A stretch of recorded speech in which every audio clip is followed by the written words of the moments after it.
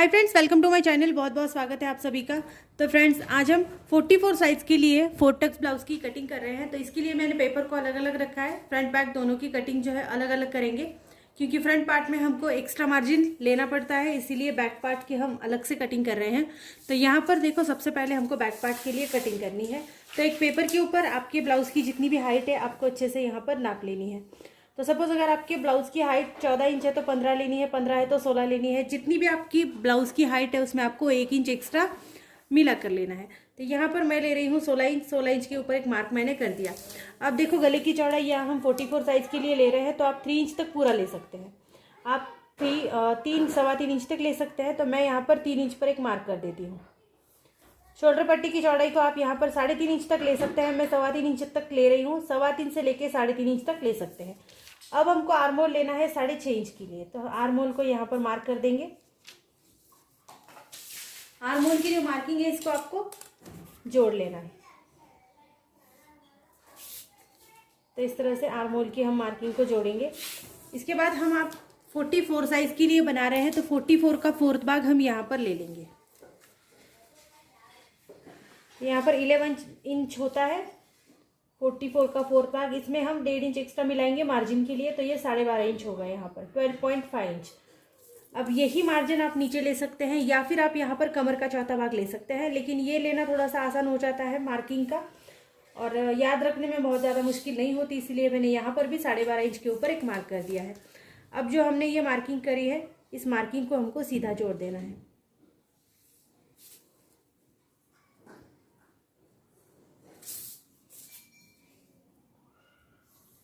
अब फ्रेंड्स, हमारे कमर का हिस्सा हमारे चेस्ट साइज के हिस्से से कम होता है, तो यहाँ पर मैं 1 या 1.25 इंच के लिए कम लेती हूँ, और यहाँ पर हमको इसको तिरछा जोड़ देना है। अब हमको आर्मोल के लिए गिनना है। देखो, हम बैक साइड का आर्मोल 1.25 इंच के लिए ले रहे हैं, और फ्रंट साइड का ले रहे हैं 1.25 इंच के लिए। यहाँ पर मैंने 2 मार्किंग करी है, ये बैक साइड की है, ये फ्रंट साइड की है। अब पेपर को हल्का सा इस तरह से घुमा कर ले लेंगे, और यहाँ पर हम इस तरह से मार्क कर देंगे। ये हमारे बैक साइड का आर्मोल है, और ये हमारे फ्रंट साइड का आर्मोल है। तो 2 आर्मोल के निशान हमने यहाँ पर लगा दिए। देखो, बैक साइड में हमको इतना ही करना था। अब यहाँ पर हम पैर का मार्जिन लेंगे, तो 3 लाइंस का आप मार्जिन लीजिए, और यहाँ पर आपको इसको तिरछा जोड़ना है, यहाँ से लेके यहाँ तक। अब कटिंग आपको इसी तरह करनी है जैसे आपने यहाँ पर मार्किंग कर रखी है, बस ऐसे ही आपको इसकी कटिंग कर देनी है। तो देखो फ्रेंड्स, यहाँ पर बैक साइड की हमने कटिंग कर दी है। अब हमको दूसरा पेपर लेना है, और दूसरे पेपर के ऊपर आपको मार्किंग करनी है। यहाँ पर आप इस तरह से बैक साइड को रख के इसकी आउटलाइन ले सकते हैं। तो बाकी के कोई भी मेजरमेंट आपको लेने की यहाँ पर ज़रूरत नहीं पड़ती है। ये थोड़ा सा आसान प्रोसीजर होता है। आप चाहे तो आप वापस से पूरा मेजरमेंट को ले सकते हैं, और सेम मेजरमेंट होता है बैक साइड का भी, फ्रंट साइड का यहाँ तक।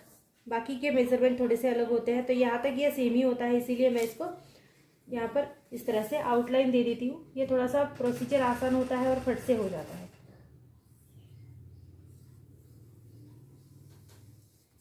तो देखो, इस तरह से मैंने इसका मेजरमेंट लिया है। यहाँ पर ये जो है हमारा बैक साइड का आर्मोल है, हमको फ्रंट साइड का एक बार ड्रॉ करना पड़ेगा।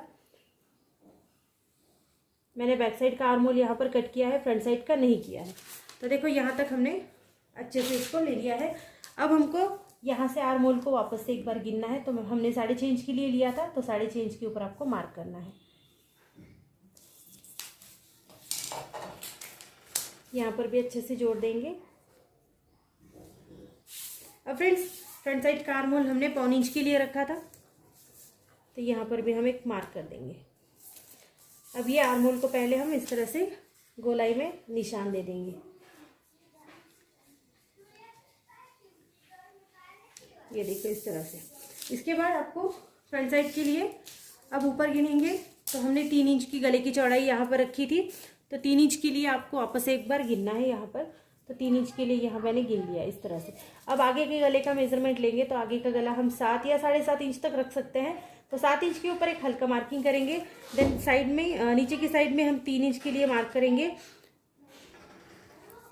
तो फ्रेंड्स, इस तरह से हम फ्रंट साइड का जो हमारा गला है इसको भी ड्रॉ कर लेते हैं। अब यहाँ पर 1 इंच अंदर गिनेंगे, 1 इंच अंदर इस तरह से नापना है। और यहाँ फ्रंट साइड का जो आप गले का आकार देना चाहते हैं वो आप इसमें दे सकते हैं, आप कोई भी गले का आकार इसमें दे सकते हैं। तो यहाँ पर मैंने गोलाई पे एक निशान कर दिया। अब देखो इस वाली साइड से हमको बेल्ट वाला निशान के लिए मेजरमेंट लेना है। तो मैं यहाँ पर ले रही हूँ 3 इंच के लिए और दूसरी साइड से यहाँ पर ले रही हूँ मैं 4 इंच के लिए। 3 इंच के लिए एक बार और निशान लगा देते हैं। तो यहाँ पर 2 निशान हो गए हैं 3-3 इंच के ऊपर।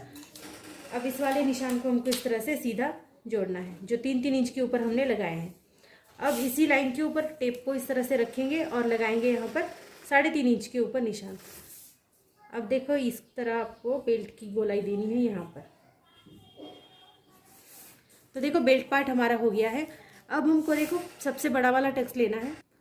तो फ्रेंड्स इसी के ऊपर इस बेल्ट के लाइन के ऊपर इस तरह से टेप को रखेंगे और यहाँ से हमको नापना है 4.5 इंच के लिए, 4.5 इंच के लिए नापेंगे और ऊपर से इसी टक्स को हम सीधा कर देंगे 3 इंच के लिए। आप चाहे तो 2.5 इंच के लिए कर सकते हैं या 3 इंच के लिए भी इसको कर सकते हैं। तो मैं यहाँ पर 3 इंच के लिए कर रही हूँ, इसको सीधा जोड़ेंगे। इसके बाद हमको ये वाला टक्स थोड़ा बड़ा लेना है क्योंकि हम 44 साइज के लिए बना रहे हैं। तो ये वाला टक्स हम पूरा 3 इंच के लिए लेते हैं। तो 3 इंच का सेंटर 1.5 इंच होता है। तो 1.5 इंच के ऊपर आप इस तरह से मार्क कर लीजिए और इसको सबसे बड़ा वाला टक्स यहाँ पर हम बना देंगे।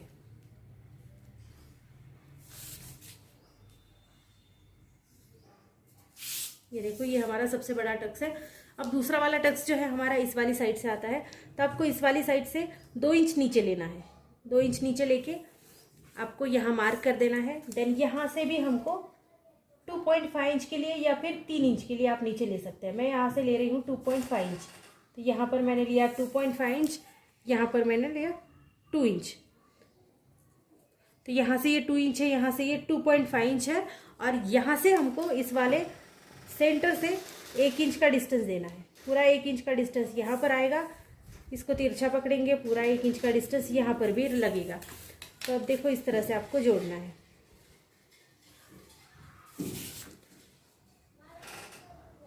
आप ये 1.5 इंच के लिए भी ले सकते हैं, थोड़ा सा कम ज़्यादा ऊपर से आप कर सकते हैं।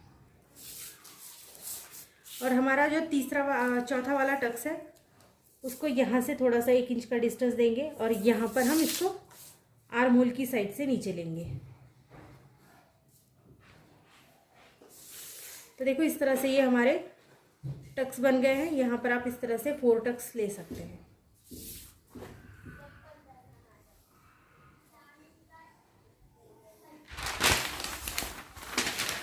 तो देखो इस तरह से हमने 4 टक्स के लिए यहाँ पर मार्किंग कर दी है। अब हमको यहाँ पर मैंने जैसे आपको बताया एक्स्ट्रा बढ़ाना पड़ता है, इसलिए हमने बैक पार्ट को अलग से कट किया है।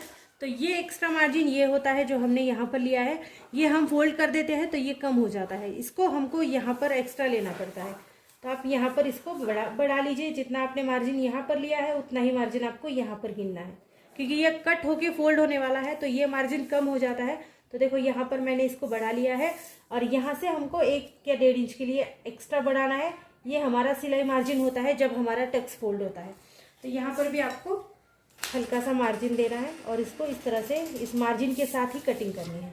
ये मार्जिन जोड़ना बहुत ज़्यादा ज़रूरी है क्योंकि कभी ये कम ना हो। अगर ये कम हो जाता है तो ब्लाउज छोटा हो जाएगा। तो इस तरह से आपको एक्स्ट्रा मार्जिन लेना होता है।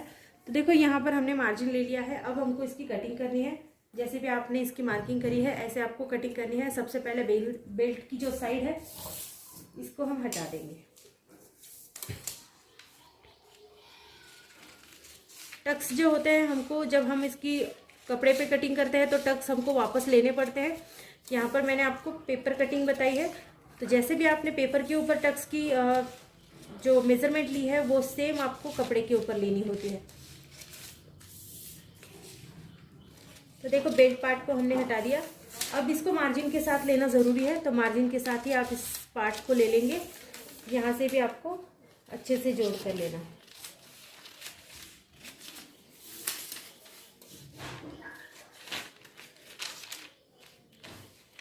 तो देखो पीछे वाला जो आर्म होल है वो हमारे फ्रंट साइड का आर्म होल है। तो पीछे वाला कट करेंगे, आगे वाला नहीं करेंगे। इस तरह से जो हमने डाउन लिया है डाउन की साइड भी हम कट कर देंगे और यहाँ पर जो आपके फ्रंट गले की साइड है इसको भी आपको कट कर लेना है।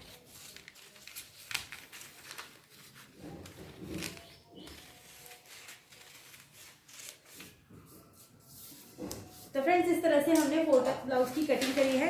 स्लीव्स की कटिंग आपको मेरी बहुत सी वीडियो में मिल जाएगी, आप एक बार ज़रूर चेक करिएगा। वहाँ पर मैंने परफेक्ट तरीके से स्लीव्स कटिंग कैसे करते हैं वो बताया है, तो वहाँ पर आप जाकर स्लीव्स की कटिंग को पूरी तरह से देख सकते हैं। आपको अगर 10 इंच की, 5 इंच की जो भी स्लीव्स चाहिए वहाँ पर मैंने आपको परफेक्टली बताया है। तो आज हमने यहाँ पर 44 इंचेस चेस्ट साइज के लिए कटिंग करी है। तो अगर वीडियो आपको पसंद आती है तो चैनल को लाइक शेयर सब्सक्राइब जरूर कर देना, और इसी टाइप्स की और भी वीडियोस को देखने के लिए हमेशा मेरे चैनल पर विजिट करते रहिएगा। So thank you friends video को पूरा देखने के लिए। Thank you so much.